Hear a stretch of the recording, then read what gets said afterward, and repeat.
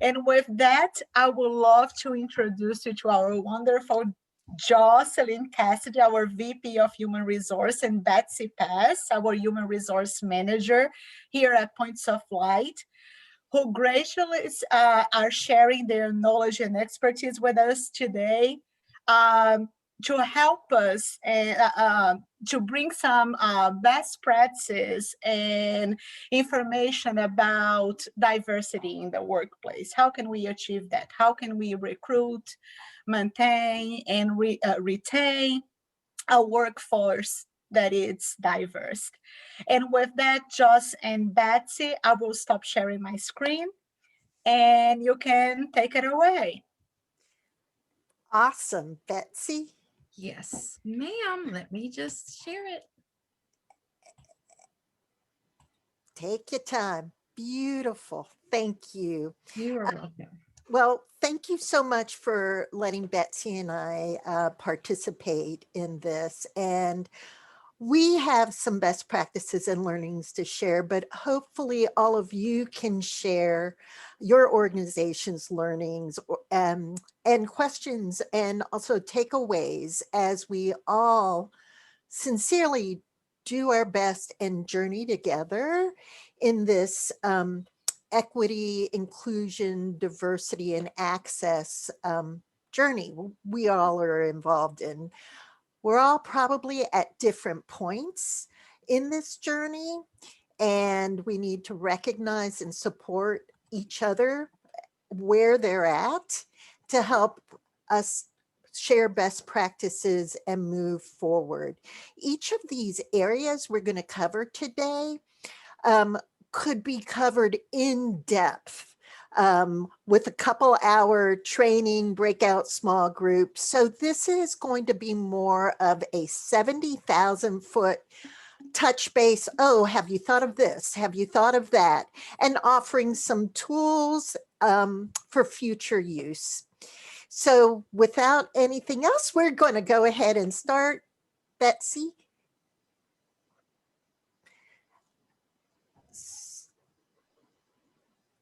So, whoops, I think it's going. Okay, now we're there. The importance of diversity. All of you know everything that's already on this slide. But you can use the slide and some of the sources quoted to share and educate your staff. But together, we've all gone through or are currently going through multiple crises. We've come through the civil unrest brought on by the killing of George Floyd, a pandemic, a needed economic recovery, a reckoning with racial inequality. And during this time, I'm sure, like myself, like Betsy, and like many others, you've asked yourself as a leader of your enterprise, what is your role? And how can you help change systemic racism or systemic inequality? In our viewpoint, and in this HR's viewpoint, nonprofits and businesses must focus on their staff, primarily first, placing staff's voice, staff's health, both physical and mental, safety and equity at the top of your organizational priorities. Thinking about staff should not just be a function of human resources. If you have a human resources office, it's a competitive differentiator, and it's really needed now more than ever. You see the business case for diversity, inclusion, and equity. You know that there is a business case, but we need to go beyond just doing our organizational demographics and hiring goals for each year by looking at the entire staff experience, from hiring, recruiting, which is important, for sure that's important, but so is retention, promotion, tenure, and compensation among diverse staff. And so how do you know where you're going to start from or where you're going to continue in your journey and work in equity and inclusion in your organization.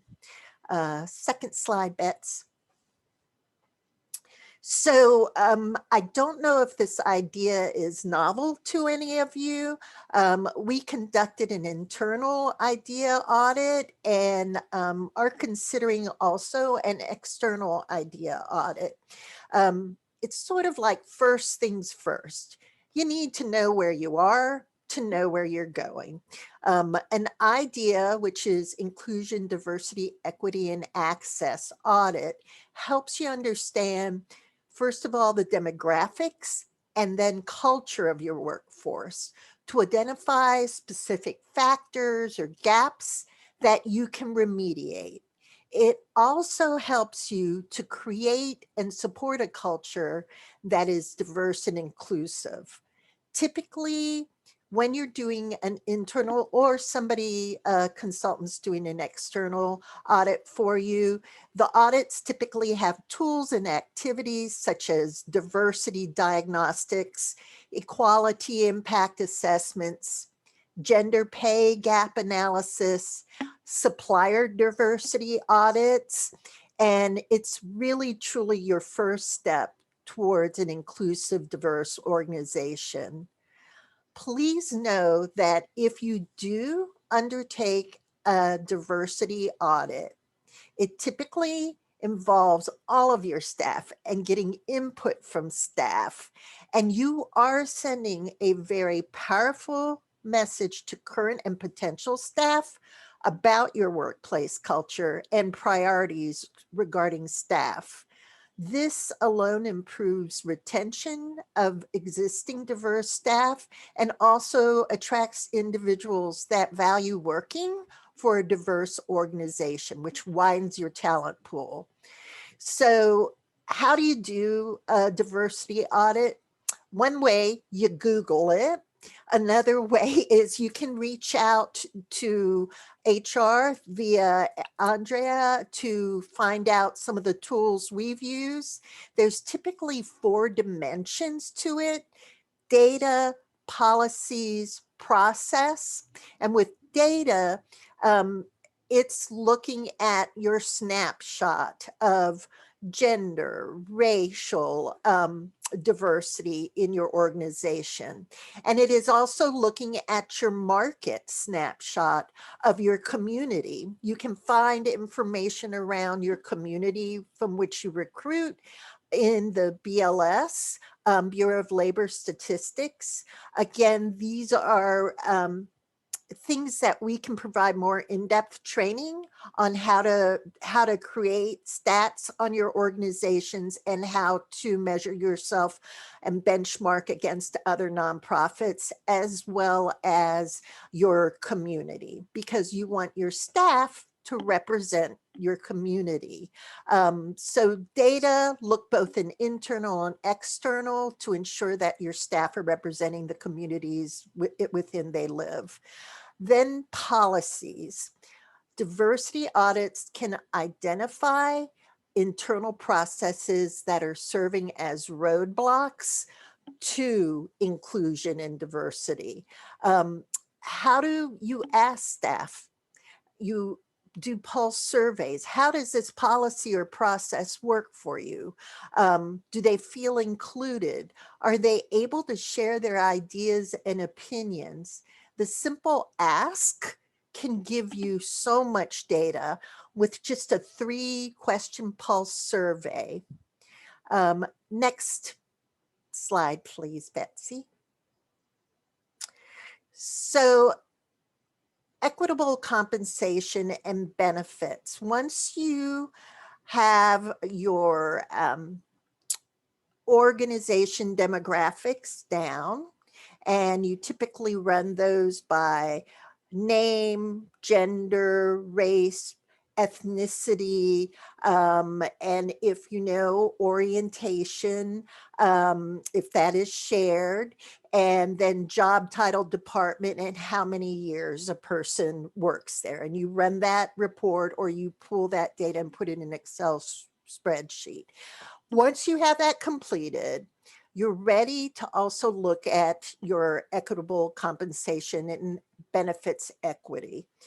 Benefits equity is a fairly 5 years recent phrase in the HR field, but basically it's a simple understanding that it means all of your staff have access to health benefits. Not only do they have access to health benefits, but they have an equal opportunity to take advantage and make the most of those benefits.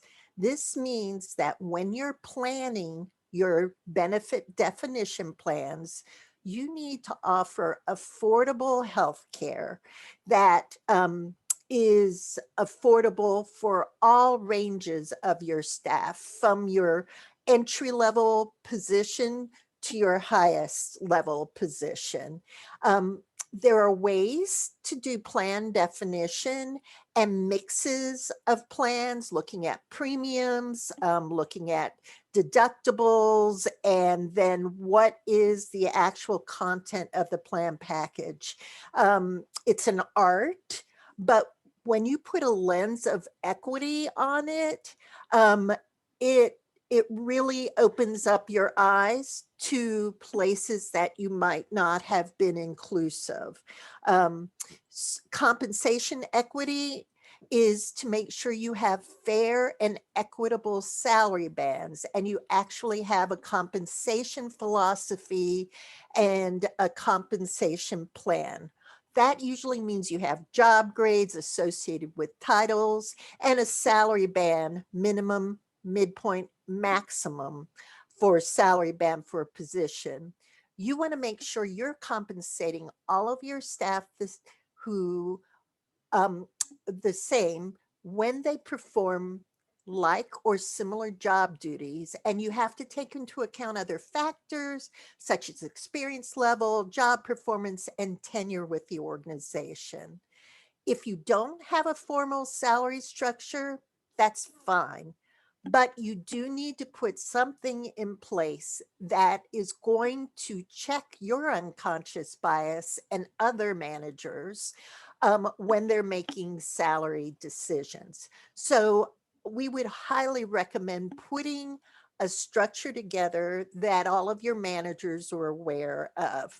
You can do that through a consultant. That's how we did, and we were really happy with our consultant. But you can also do it yourself, and I've done it myself in other organizations. I've just kept it much simpler. If you're interested in more in-depth, just focusing on how to do a compensation study and compare with market data, please let us know, and we'll see if we can schedule something like that that is more of a working session.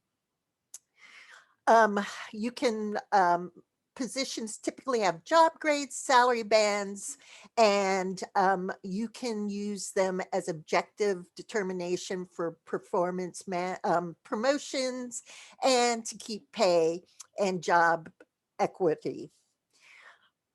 The compensation markers that we use mostly are the Bureau of Labor Statistics, ADP. If you have any platforms that do your payroll, they typically will share benefit compensation surveys with you, and they can offer you industry insight. How do you do this? It takes several years. Even an organization like ours have been on this equitable compensation and benefits journey since Natalie, our CEO, came here. This was one of the first things she did in making sure that we have an equitable, inclusive organization. And that was put our money where our beliefs are. Money is like energy. You have to put it towards your first priority. And for us, any mission, vision, or action on ground can't be accomplished unless our staff are equally compensated and given fair and competitive benefits. You want to look at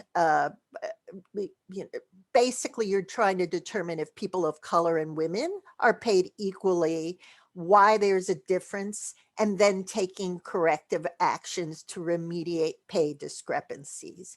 And that's what takes a several year cycle, is trying to ensure, because compensation compression based upon race and gender has been happening for years and years. And so when somebody of color or a female or a sexual orientation that's different and has not been represented in the majority yet comes to your organization, they're already bringing with them a salary that is compressed and difficult to bring up to where other individuals who have not been, who do not represent diversity are at. Some other helpful hints: please, please play interns. So many internships truly aren't learning experiences. That's how you typically get around their learning experiences, but they're capacity builders. You want to make sure that you're paying individuals for that. Women are still making 77 cents less than every dollar that a man earns.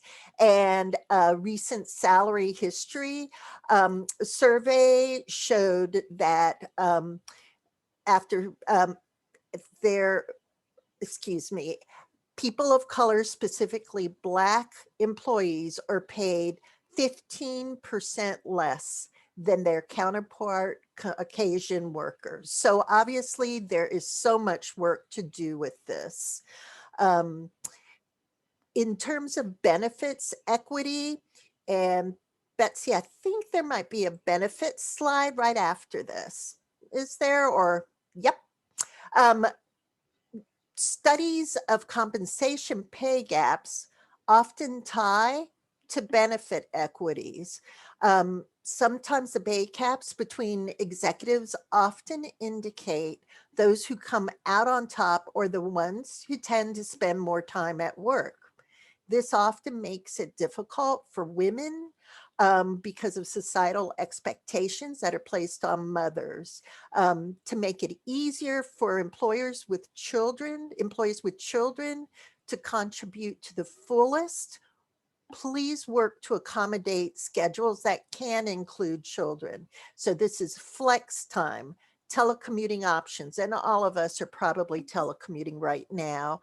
And also after hour work opportunities for some of our staff. We understand they need to take their children to work, pick up their children. We offer time that they can get online after the children are in bed so that they can complete their work day. 9 to 5 is going away, and you want to make sure that you market your flexible work scheduling, because that will help you recruit and retain diverse talent. The COVID-19 pandemic has accelerated so many of the changes and has illuminated health and economic inequities experienced by many people of color and females. And health design, your benefit design improvement, is one way that you can really start addressing the health and wealth inequities that generate continued unacceptable disparities. I recommend pulse surveying your staff on your current benefits. We have a survey that we do with our staff, happy to share that, and find out from them what's going to meet their diverse needs.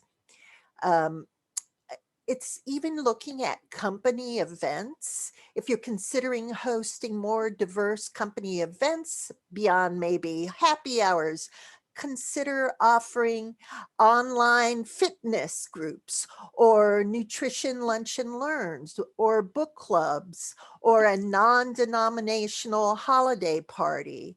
It's important, again, when you're looking at all your policies and practices and benefits to ensure that they're open and inclusive of all. And that I'm going to kick off to Betsy, unless anybody wants to ask questions right now around this. Has anybody conducted an audit themselves or had an audit completed, an equity audit completed by a consultant? No? I'm trying to see faces. So I couldn't see that chat. I'm a boomer, so for me personally, this is, I have to remember where chat is. So, Julie, thank you so much.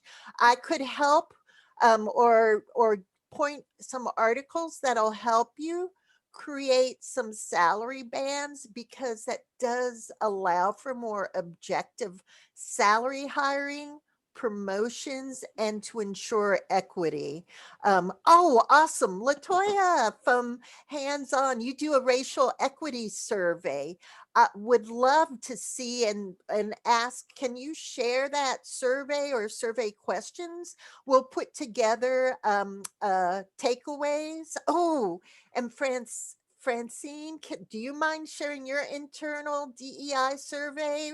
We'll share ours. We'll put together all of these, and you can send them if you're okay with that. Share your questions and any takeaways with Andrea, and she will share them with me. I'll put them all together in a deck and send that out to all of you. Great. That is fantastic.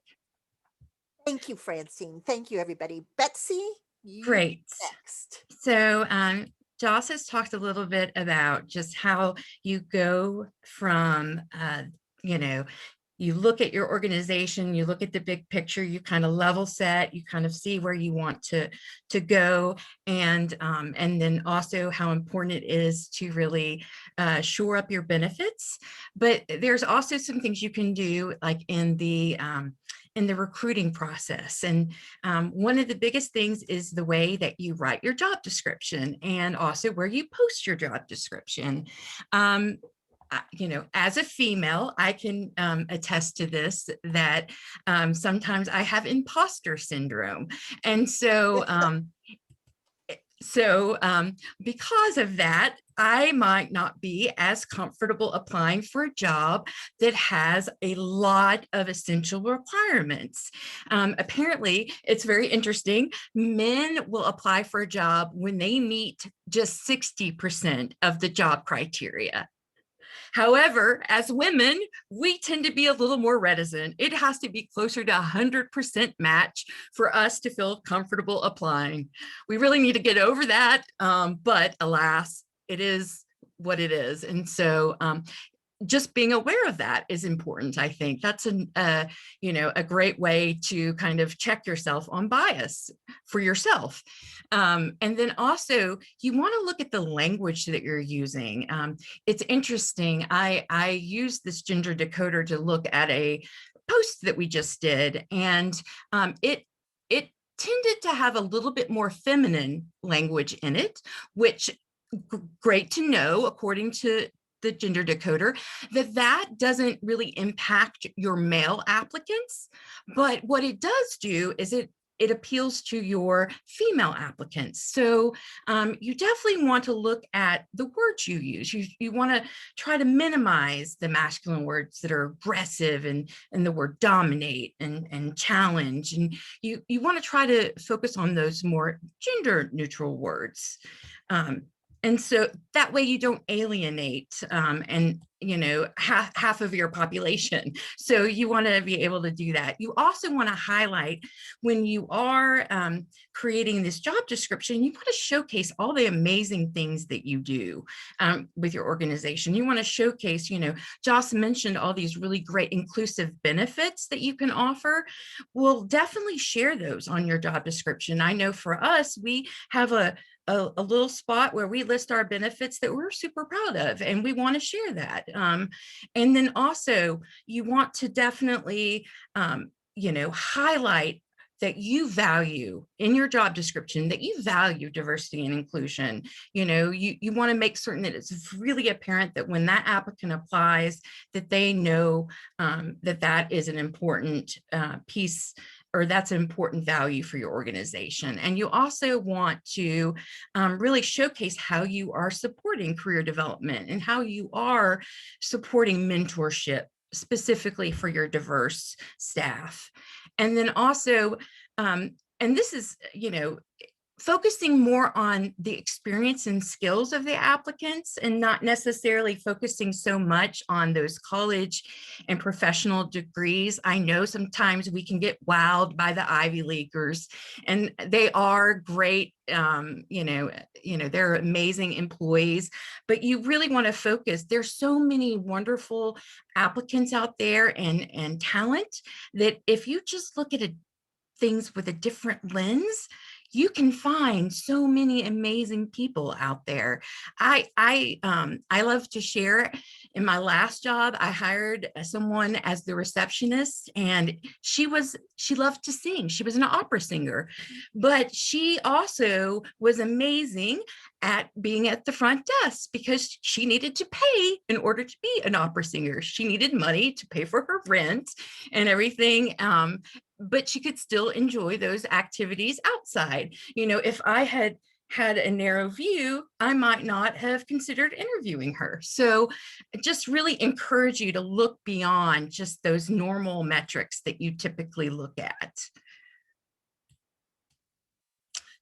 Also, again, I had mentioned earlier that you want to share your jobs in different areas. You want to make certain that you are reaching those minority populations. Just don't assume that if you put it to one place, everyone's going to see it. And so in this slide, I've hyperlinked to some of those job networks. I've also shared the lowest cost because I know we're all budget friendly here. We always want to make certain that we take advantage of our money that we have in our budget. And so you'll notice some of these are actually free. So you might want to definitely consider taking advantage of that. And then also, this isn't the only list. So there's others out there I'm sure you may know. So if you do, I would love it if you would share any recommendations that you've used or that you've had so that we can add to this list. Just like Joss was asking for your equity surveys. So if you don't mind, that would be excellent. So, beyond just the job description and focusing on where you post, you want to think about where you are recruiting your talent. You want to focus on minority serving institutions like historical Black colleges and universities. In Atlanta, we have several that that we can tap into. But that's definitely a great place to start, developing relationships with those junior and four-year colleges that really primarily serve that minority population. That's a great way. Building relationships with professors or teachers is great. I've done that before. You get to know the students, you get to know just kind of the program itself. And you also are able to speak to the classes sometimes. And that again helps you develop this, relationship. And what's so important about building those relationships is that it lets you have just kind of an ongoing recruiting database, because really you want to focus on continually recruiting so that not just when you have a job, but whenever, even when you don't have opportunities available, you just want to keep in touch and get to know those really excellent potential candidates. You also, when you're when you're recruiting, but specifically interviewing, you don't want to ask the candidate about their salary, because that can perpetuate pay inequity. And, Joss mentioned that earlier. A lot of times people come to your organization, and because they haven't had equitable pay, it puts them at a disadvantage. So that's why it's so great to do benchmarking and to do what she was recommending for your salary, creating a structure. What you can do though, is you can share the salary range of the position. Or if you're super comfortable, you can just be upfront with candidates and tell them what your budget is and just say, hey, this is what I can offer. You know, I always like to tell candidates, I know you have to eat and I know you have to pay rent. And so I always want to make it a win-win situation. And if the budget's not going to work, no harm, no foul. We know up front. And then that way I have met a new candidate that if I have another position that I think is a good fit, I put that in my back pocket. I keep that person in mind. Always trying to build a really good network.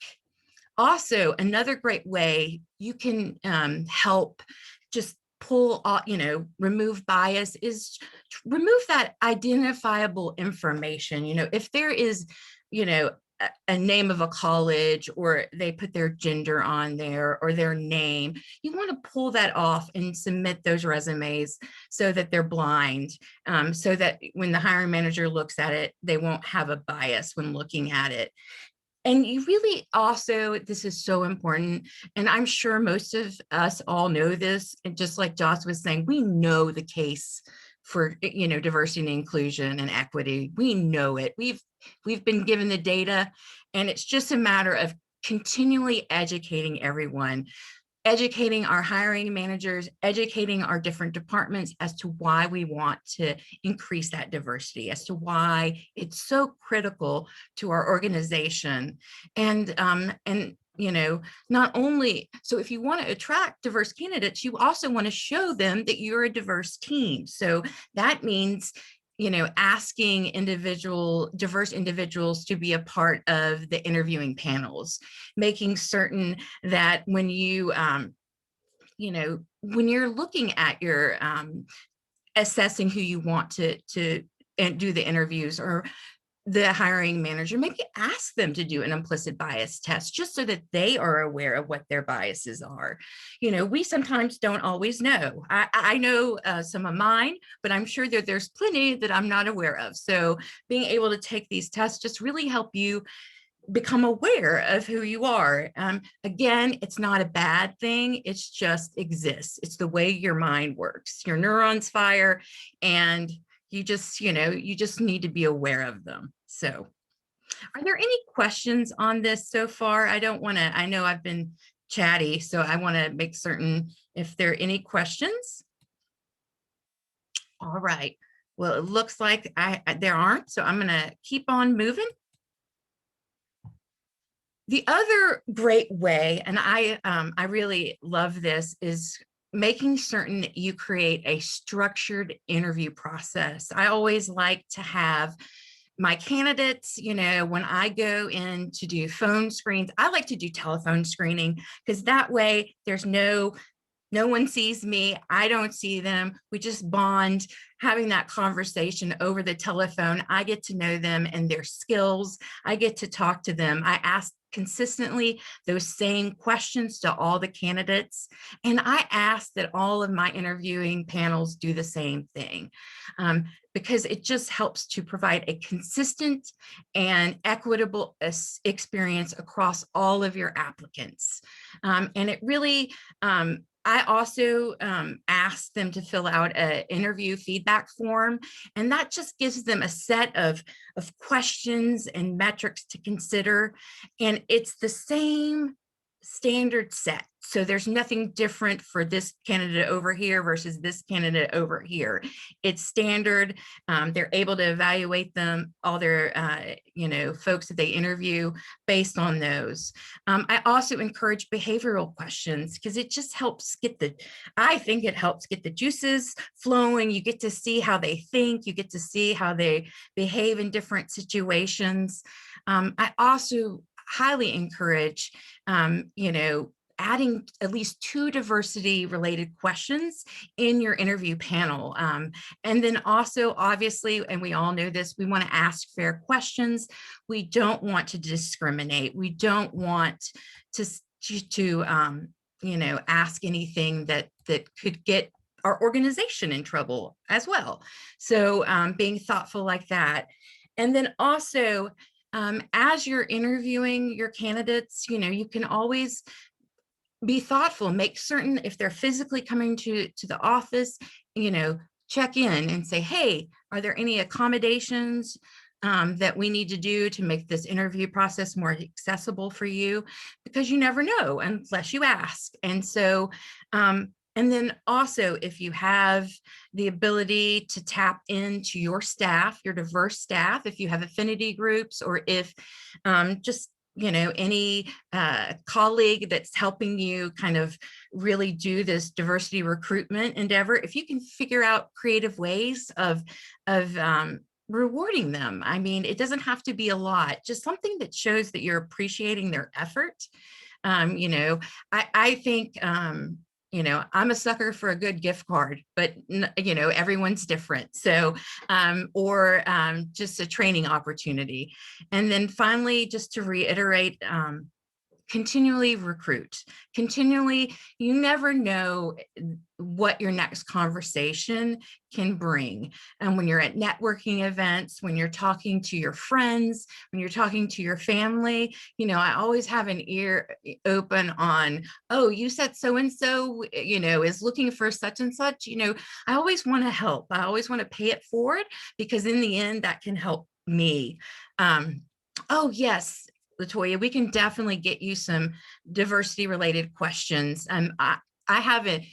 We have a lovely packet that we share with all of our interview panelists, and I'm happy to share that and let everyone see. If anyone else has questions, behavioral questions that they ask, would love for you to share those too, so we can all include it in a package, but definitely can do that for you.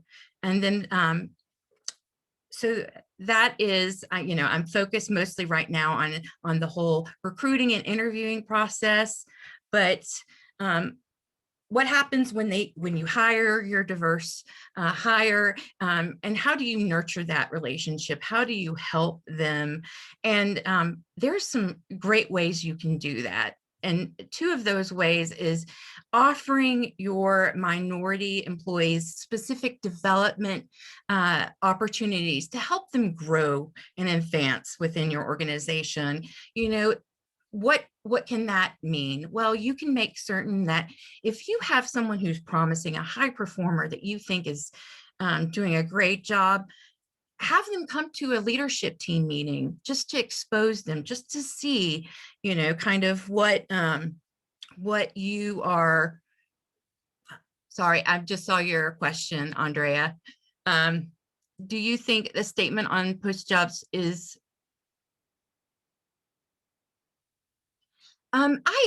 Joss, I'll let you, what are your thoughts on must be able to lift heavy boxes or anything like that? Are you? You're always allowed to put any job related specifications on something. You just can't say things like must be effervescent and energetic, which often allude, much to my chagrin as a boomer, to somebody younger in their career. But if you have, I typically would define what a heavy box is. So often you'll see something at UPS must be able to lift a maximum of 50-pound box. And so to do this line job. And so they often have tests to see if a person can lift the box if they make it to that. So as long as it is an essential job requirement, you can add to it. Great. Thank you, Joss. And Sure. Andrea gently reminded me that we have about 10 minutes left. So this is very important. So I'll try to target it and be very quick, but you want to offer mentorship opportunities. It's such an important thing. According to Cornell University's School of Industrial and Labor Relations, mentoring programs boosted minority representation at the management level by 9 to 24%. That's powerful.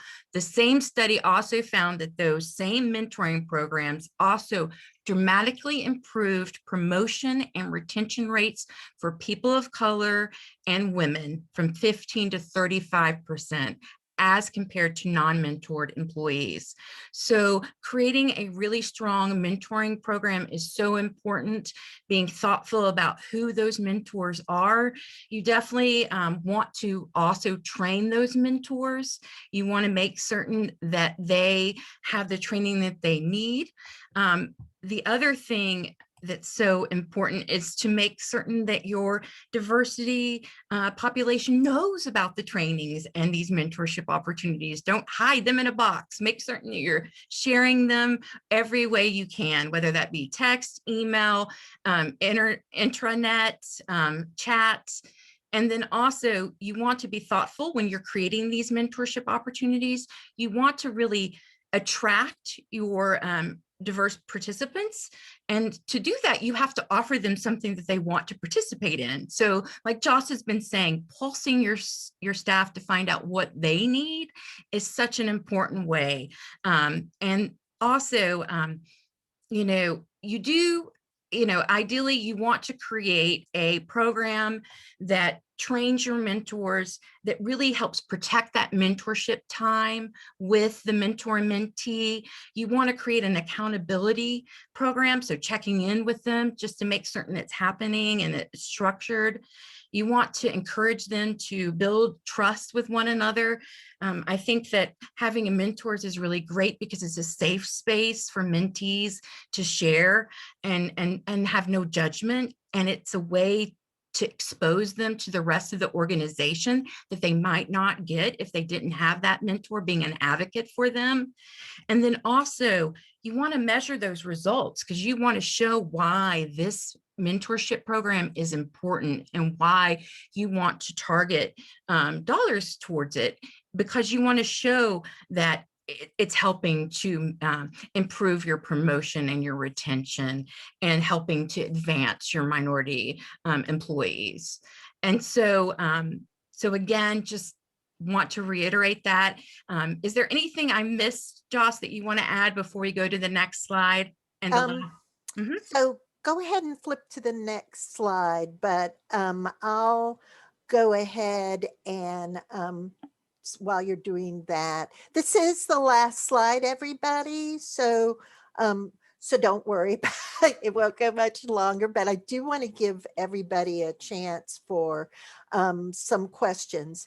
When you talked about the employee referral program, I would like to caution everybody, while employee referral programs can be an excellent way to attract new applicants, they can also often result in staff referring candidates of the same religion, the same national origin, the same race or economic background.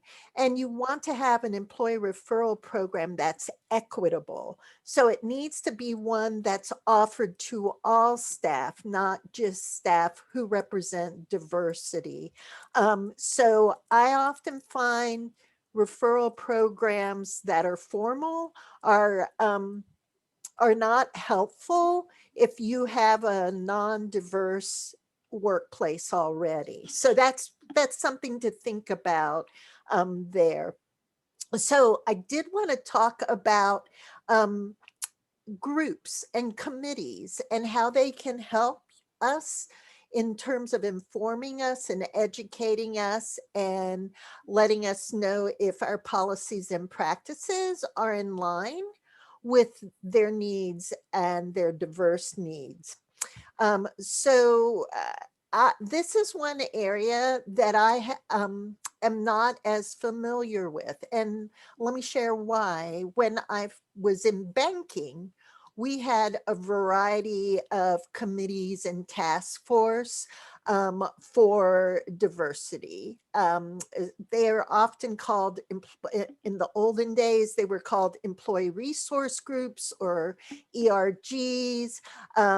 Now they're called affinity groups. So when I was in a large organization, we had many of these groups. But the smaller an organization becomes, the more difficult it is to build out these groups. So as an organization of 64, we have one committee, which is called the IDEA Committee, and that's inclusion, diversity, equity, and access. And I'll talk a little bit about that committee. But in that committee, you will find Caucasian, straight, gay, Black, Latina, Latino. So there is not one specific affinity group per diverse characteristic. Sometimes these groups can really be helpful. Sometimes groups can not provide options to the employer, but rather vent within one another. So how do you help set up the people who are contributing their time and capacity, which is treasure, to the organization by participating in an affinity or an idea committee? You want to make sure that it is a vehicle for the staff who join these groups to share their thoughts and opinions while fostering diversity. You give the committee a charter. You help them work through their charter. You ensure that there's a leadership person involved, a champion, that will help them understand what policies or procedures could be impacted or changed and which can't. Historically, these groups were centered on race and gender, but increasingly they're being created for other diverse characteristics such as age, sexual identity. We created, social media is a large force for our idea committee, and we've created Teams channels where individuals can post education, post articles that they've read, post language that we want to become, fluent in. So sometimes it's difficult if you're starting off with having some internal social media around this, in knowing if you want to monitor it, knowing if you don't. We think that an application process and charter requirements for each affinity group is really helpful in clarifying the purpose of the group, and the participants have a clear focus for goals. Some of the areas that I'm not clear in that work best, and I think it's a question we ask staff, is do you appoint people to the committee, or is it a self-elected committee? We use self-elected because for me, appointment feels like you're trying to control the committee and you're making sure only the voices that you want to hear are being heard. And so in a way, when you appoint people to this type of committee, you're continuing inequitable practices because your biases might be controlling who gets into the committee and who does not. So just so many different things to think about. And I think the bottom line is build on your strength, which helps you gather momentum. And all of our strength is our staff. Every one of our organizations, the first strength is your staff and everything that they bring to the table, their whole person, not just parts of them. That's it. Is there any questions? I don't know if we have time for questions or not. Oh, lots of good things about how people hire, who looks and thinks like them. Yes. Um, uh, that's you, Andrea. Cognitive diversity, I have not even we haven't mentioned on this yet, but there is definitely cognitive diversity. You will find that also within age groups. And so anyway, lots more to be said around that because it impacts your training, your development as well. It is daunting, Tina, for metrics and discover with a skill set. We comprise homeworks and tests for people, and those are typically done by the content expert because HR can't be a content expert on everything, even though we like to pretend. And I know we need to leave, but if there are more questions, and that is a great idea, Tina, to take the unconscious bias training. Yes, that's a great idea for your recruiters. What to use for implicit for new hires. Yes, there is a variety of free videos on Google.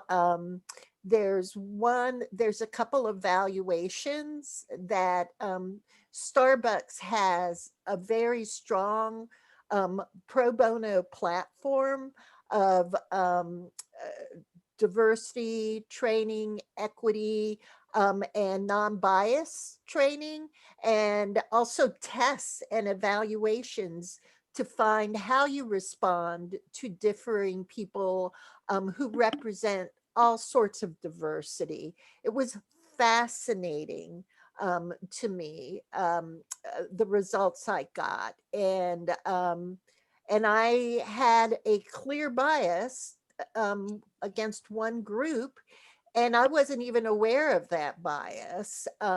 So it is so helpful for staff, even to just for you to give them the bias tools to take evaluation of themselves, and then have a breakout group where people can talk about their takeaways. It's very vulnerable, but it needs to be a safe space where people can talk about their takeaways, what they learned about themselves, and what they're going to do to try to control for those biases now that they've been raised up to them.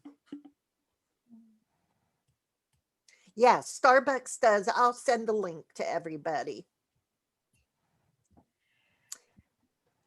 I could we could go on and Yes. on, but